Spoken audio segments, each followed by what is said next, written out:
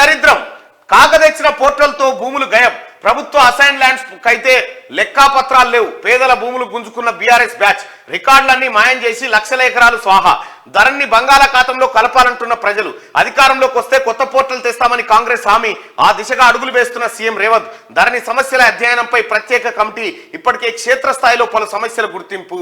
వీడు ధరణి తెచ్చిందే భూములు దొంగతనం చేస్తందుకు, మన కోసం కాదు.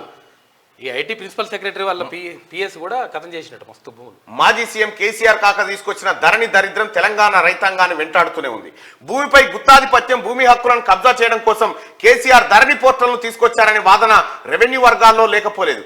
దేశంలో ఎక్కడ లేని విధంగా ధరణి తరహా లోపభూయిష్టమైన చట్టం లేకపోవడం గమనార్హం.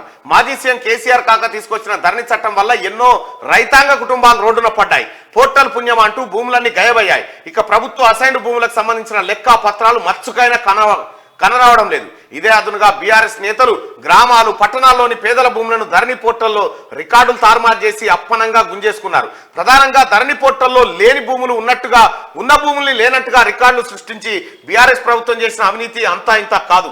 ఒక్క మాటలో చెప్పాలంటే కేసీఆర్ ధరణిని తీసుకొచ్చి లక్షలాది ఎకరాలను స్వాహా చేశారని చెప్పాలి.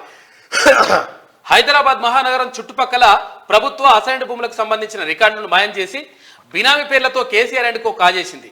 ధరణి పేరు చెబితేనే రైతాంగం నిద్రలో సైతం ఉలిక్కి పడేలా లేచేంతగా భయపెట్టింది. ధరణిలో విసిగిపోయిన రైతులు దాన్ని బంగాళాఖాతంలో కలపాలంటూ కోరుకోవడం గమనార్హం. రైట్, బంగాళాఖాతం లేదు కేసీఆర్ భయపడ్డాడు. ఎందుకంటే కాంగ్రెస్ వచ్చిన తర్వాత ధరణి బంగాళాఖాతంలో కలుపుతున్నాడు. చూసిరా బంగాళాఖాతంలో వేస్తాడు, ఇంత అద్భుతాన్ని ఉంటాడు. అద్భుతమా ఇది? ఇదేనా అద్భుతం? బయట పడ్డది కదా. ఎన్ని దొంగ మాటలే కేసీఆర్. ఇప్పుడు ధరణి సమస్యలు పరిష్కరించేందుకు ప్రత్యేక కమిటీని వేసింది కాంగ్రెస్ పార్టీ ప్రభుత్వం.